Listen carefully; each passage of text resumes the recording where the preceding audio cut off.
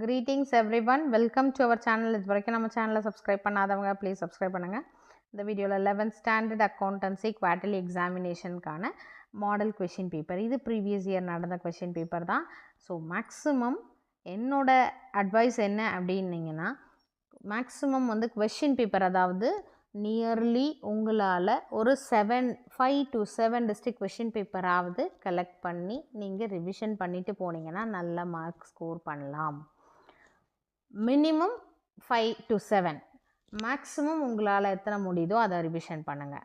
அது கண்டிப்பாக உங்களுக்கு ஒரு நல்ல பெஸ்ட்டு ரிசல்ட்டை கொடுக்கும். நீங்கள் இதை ட்ரை பண்ணி பாருங்கள். எல்லா கொஷின் பேப்பர்லேயும் வித்தவுட் சாய்ஸில் நீங்கள் வந்து அதை வந்து ப்ரிப்பேர் பண்ணியிருக்கணும். இப்போ நம்ம படிச்சிருக்கோம் அப்படின்னா நீங்கள் ஓரல் டெஸ்ட் எழுதி பாருங்கள்.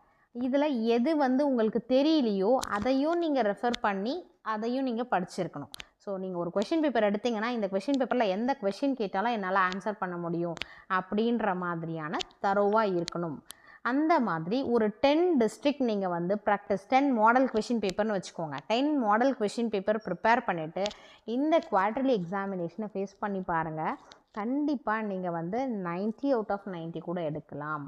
ஓகேங்களா? ஒரு 90% பாசிபிலிட்டிஸ் இருக்குது. இந்த 10% சம்டைம்ஸ் டஃப்பாக கேட்பாங்க இல்லையா, அந்த மாதிரியான ஒரு 10% பாசிபிலிட்டிஸ்னால் மற்ற மாதிரி.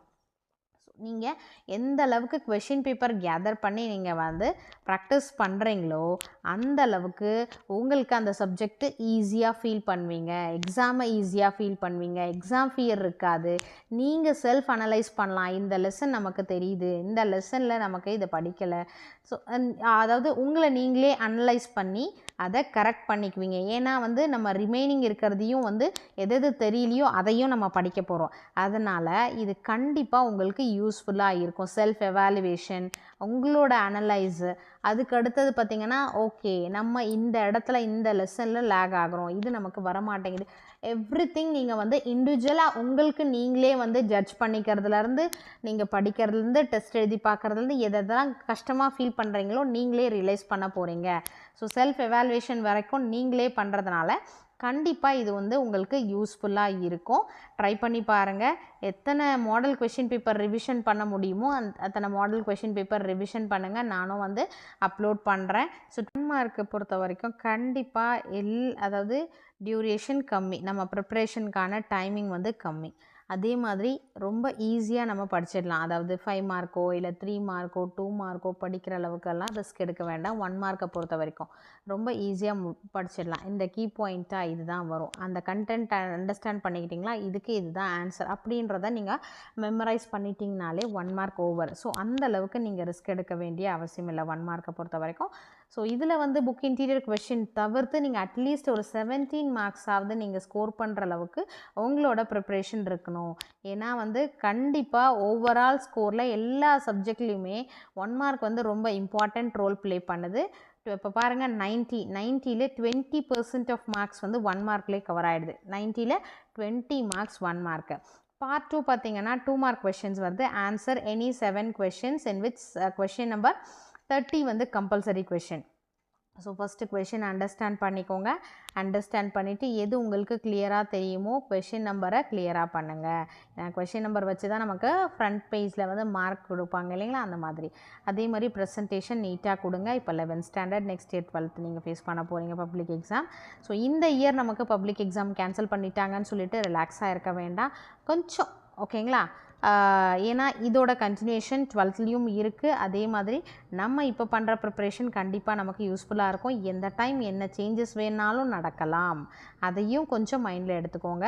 ஏன்னா இந்த மாதிரி சேஞ்சஸ் இப்போது நம்ம எக்ஸ்பெக்ட் பண்ணவே இல்லை, பப்ளிக் எக்ஸாம் கேன்சல் ஆகும்னு சொல்லிட்டு கேன்சல் பண்ணியிருக்காங்க. ஸோ இதே வந்து வேறு சேஞ்சஸ் கூட நமக்கு வரலாம். அதனால் நம்ம எனி டைம் பி ப்ரிப்பேர்டாக இருப்போம். ரொம்ப ரிலாக்ஸேஷன் வேண்டாம், நீங்கள் ஹார்ட் ஒர்க்கும் போட்டுகிட்டே வாங்க. இதில் பார்த்திங்கன்னா நமக்கு 2 மார்க் கொஷின். ஸோ அதுக்கேற்ற மாதிரி எழுதிக்கோங்க. நம்ம இம்பார்ட்டன்ட் கொஷின்ஸும் அப்லோட் பண்ணியிருக்கோம். ஸோ இம்பார்ட்டன்ட் கொஷின்ஸ் பார்க்காதவங்க ஆல்ரெடி அப்லோட் பண்ணியிருக்கோம். 11th ஸ்டாண்டர்டில் எக்கனாமிக்ஸும் நிறைய பேர் வந்து கமெண்ட் செக்ஷனில் கேட்டிருந்தீங்க, 11th எக்கனாமிக்ஸ் வந்து அப்லோட் பண்ணுங்கள், computer applications important question upload பண்ணுங்கன்னு சொல்லிட்டு. இதெல்லாம் அப்லோட் பண்ணி ஆல்ரெடி லாஸ்ட் வீக்கே நம்ம அப்லோட் பண்ணிட்டோம். இந்த மாதிரி வீடியோஸ் நிறைய பேர் கமெண்ட்டில் கேட்டதுனால அதை வந்து 11th ஸ்டாண்டர்ட் அப்படின்ற பிளேலிஸ்ட்டில் போனீங்கன்னா 11th ஸ்டாண்டர்ட்னு இருக்கும்.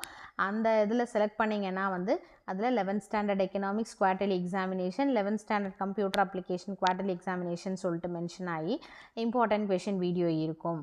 நிறைய பேர் வந்து சப்ஸ்கிரைப் பண்ணாமல் பார்த்துட்ருக்கீங்க. ப்ளீஸ் நீங்கள் சப்ஸ்கிரைப் பண்ணிங்கன்னா தான் நோட்டிஃபிகேஷன் வரும். நம்ம வந்து உங்களுக்கு வந்து அப்லோட் பண்ணக்கூடிய உங்களோட ஸ்டாண்டர்ட் சப்ஜெக்ட் இருந்ததுன்னா நீங்கள் அதை பார்த்துக்கலாம். இல்லையா நீங்கள் 11th ஸ்டாண்டர்ட் வாட்ஸ்அப் சேனல் இருக்குது, அதை லிங்க் டிஸ்கிரிப்ஷனில் கொடுத்துருக்கேன். நீங்கள் அதை ஃபாலோ பண்ணிங்கன்னா உங்களோட கிளாஸ்க்கு வர வேண்டிய வீடியோஸ் மட்டும் alone for 11th standard videos alone அந்த வாட்ஸ்அப் குரூப்பில் நீங்கள் இருக்கும். அதை ஃபாலோ பண்ணி கூட நீங்கள் படிச்சுக்கலாம். ஸோ உங்களுக்கு எது யூஸ்ஃபுல்லாக ஈஸியாக இருக்கும் வாட்ஸ்அப் ஃபாலோ பண்ணுறதோ இல்லை இதில் சப்ஸ்கிரைப் பண்ணுறதோ அதுக்கு வந்து நீங்கள் ஃபாலோ பண்ணிக்கோங்க. அடுத்து 3 மார்க் கொஷின் பார்த்தீங்கன்னா answer any 7 questions in which question number 40 வந்து கம்பல்சரி கொஷின்.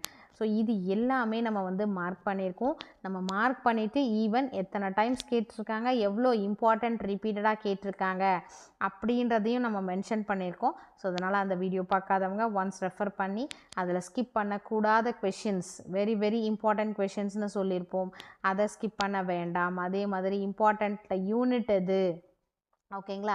ஸோ எல்லாமே மென்ஷன் பண்ணியிருப்போம். இது இம்பார்ட்டண்ட் யூனிட், இந்த கொஷின் மிஸ் பண்ணாதீங்க, இது ரொம்ப ரொம்ப இம்பார்ட்டண்ட் கொஷின், இது ரொம்ப ரேர் ஒன்ஸ் தான் கேட்டிருக்காங்க, அந்த மாதிரியான பர்டிகுலர்ஸ் எல்லாமே அந்த வீடியோவில் இருக்கும். அதனால் அந்த வீடியோ பார்க்காதவங்க, இம்பார்ட்டண்ட் கொஷின் வீடியோ பார்க்காதவங்க ஒன்ஸ் பார்த்துட்டு இம்பார்ட்டண்ட் கொஷின்ஸ் ஃபுல்லாகவே நீங்கள் வந்து தரோவாக இருங்க. தரோவாக இருந்தீங்கன்னா 90க்கு தாராளமாக 80, 85 அபவ் தாராளமாக நீங்கள் வாங்கலாம். நீங்கள் ட்ரை பண்ணி பாருங்கள். But at the same time நம்ம மார்க் பண்ணியிருக்க கொஷின்ஸ் எல்லாமே தரோவாக இருக்கணும். மேம் நீங்கள் மார்க் பண்ணதுலேயும் நான் வந்து சாய்ஸ் வச்சு செலக்ட் பண்ணி படிச்சிருக்கேன் அப்படின்ற மாதிரி சொன்னீங்கன்னா அது கண்டிப்பாக வந்து அக்செப்ட் பண்ண முடியாது. ஏன்னா நம்ம இதுலேயும் ஃபில்டர் பண்ணி எது ரிப்பீட்டடாக கேட்டிருக்காங்க, இது ரொம்ப ரேராக கேட்டிருக்காங்க, அந்த மாதிரி இருக்க கொஷின்ஸ் எல்லாமே நம்ம மார்க் பண்ணியிருக்கோம். அதனால் நம்ம மார்க் பண்ணியிருக்க இம்பார்ட்டன்ட் கொஷின்ஸ் நான் எல்லாமே தரோம் அப்படின்னா நீங்கள் வந்து ஐம் ஷுர் தட் நீங்கள் வந்து 80 அபவ் தாராளமாக ஸ்கோர் பண்ணலாம். அடுத்து 5 mark question part 4 7 answer all the questions. இதுலேயும் புக் பேக் கொஷின்ஸ் எக்கனாமிக்ஸ் எல்லாமே நம்ம போட்டிருக்கோம். புக் பேக் எக்ஸசைஸ் யாருக்கு வேணுமோ அந்த லெசன்ஸ்க்கான புக் பேக் எக்ஸசைஸையும் ரெஃபர் பண்ணிக்கோங்க. ஸ்டார்ட் பண்ணிட்டீங்கன்னா இப்போ செப்டம்பர் 18th நமக்கு வந்து எக்ஸாம் வரப்போகுது. சில ஸ்கூல்ஸில் பார்த்தீங்கன்னா மந்த்லி டெஸ்ட்டும் கண்டக்ட் பண்ணுறாங்க. ஸோ மந்த்லி டெஸ்ட்டு கண்டக்ட் பண்ணுற ஸ்கூல்ஸில் ஆல்ரெடி நீங்கள் வந்து ஒரு யூனிட்டாக கம்ப்ளீட் பண்ணிவிட்டு நீங்கள் அதுக்கு மந்த்லி டெஸ்ட்டுக்கு ஆல்ரெடி படிச்சிருவீங்க. ரிமைனிங் இருக்கக்கூடிய லெசன்ஸ் தான் வந்து குவார்ட்டர்லிக்கு ப்ரிப்பேர் பண்ண போகிறீங்க. இதே குவார்ட்டர்லி இல்லாத ஸ்டூடெண்ட்ஸ்லாம் பார்த்தீங்கன்னா மந்த்லி டெஸ்ட் இல்லாத ஸ்டூடெண்ட்ஸ் வந்து நீங்கள் குவார்ட்டர்லிக்கு ப்ரிப்பேர் பண்ணிகிட்ருப்பீங்க இல்லைங்களா? ஆஸ் யூஷுவல் நம்ம study plan wise daily accountancy கொடுத்துருக்கோம். எப்படி மேக்ஸ் படிக்கிறோமோ அந்த மாதிரி அக்கௌண்டன்சி கொடுத்துருக்கோம். அதனால் அக்கௌண்ட்ஸை பொறுத்த வரைக்கும் டெய்லி ப்ராக்டிஸ் பண்ணுங்கள் 1 hour. இதை வந்து ப்ராக்டிஸ் பண்ணிகிட்டே இருந்தீங்கன்னா தான் உங்களுக்கு ஈஸியாக இருக்கும். சரிங்களா? அதை வந்து பேலன்ஸ் பண்ணுறது அப்படின்றது ரொம்பவும் ஈஸியாக ஃபீல் பண்ணுவீங்க. அதனால் ப்ராக்டிஸை மேக்ஸிமம் வந்து விடாதீங்க அக்கௌண்டன்சியை பொறுத்த வரைக்கும். ஈவினிங் அக்கௌண்டன்சி படிக்கிறீங்கன்னா மார்னிங் வந்து எக்கனாமிக்ஸோ கம்ப்யூட்டர் அப்ளிகேஷன்ஸோ Tamil or English or else உங்கள் ஸ்கூலில் கொடுத்துருக்க சப்ஜெக்ட்ஸ் ஸ்கூல் ஹோம் ஒர்க்ஸ்ன்னு இருக்கும் இல்லையா, அந்த மாதிரி சப்ஜெக்ட்ஸை ப்ரிஃபர் பண்ணுறதோ பார்த்துக்கோங்க. பட் நம்ம வந்து நியர்லி இன்னும் 1 year நம்ம முடிக்க போகிறோம் ஸ்கூலிங்கு. அதனால் நீங்கள் ஹார்ட் ஒர்க் போட்டு தான் ஆகணும். ட்ரை பண்ணுங்கள். மேக்ஸிமம் மிஸ்டேக்ஸ் இல்லாமல் எழுத ட்ரை பண்ணுங்கள். ஓகேங்களா? ஸோ ஓவரால் 5 மார்க்ஸில் இன்டர்னல் சாய்ஸ் தான் நமக்கு வரும். இன்டர்னல் சாய்ஸை பொறுத்த வரைக்கும் எது கிளியராக இருக்கீங்களோ, ஏன்னா வந்து ஒன்ஸ் பாதி போட்டு கன்ஃபியூஸ் ஆகிட்டு ஸ்ட்ரைக் பண்ணுற அளவுக்கு நம்ம இருக்கக்கூடாது. அதனால் செலக்ட் பண்ணிவிட்டு அதுக்கடுத்து அந்த கொஷினை வந்து நீங்கள் ஆன்சர் பண்ணுங்கள். அதே மாதிரி நீங்கள் கொஷின் பேப்பர் அட்டென்ட் பண்ணிவிட்டு ரொம்ப கன்ஃபியூஸ்ட் ஆகிடாதீங்க. கன்ஃபியூஸ் ஆனீங்கன்னா வந்து நீங்கள் ஒன்ஸ் அதை வந்து ரிலாக்ஸ் ஆகிடுங்க. Take a deep breath. அதுக்கு அடுத்தது நீங்கள் அட்டென்ட் பண்ணுங்கள். கொஷின் நம்பர் கேர்ஃபுல்லாக பண்ணுங்கள். கொஷின் நம்பர் சேஞ்ச் ஆனாலும் நமக்கு வந்து ஆன்சர் 5 மார்க்ஸ் ஓவர். இதில் 90 மார்க்ஸ்க்கு 90 out of 90 அப்படின்ற மாதிரி நீங்கள் எடுப்பீங்க. உங்களுக்கு ஒரு கான்ஃபிடென்ஸ் இருந்ததுன்னா வந்து கமெண்ட் செக்ஷனில் போஸ்ட் பண்ணுங்கள்.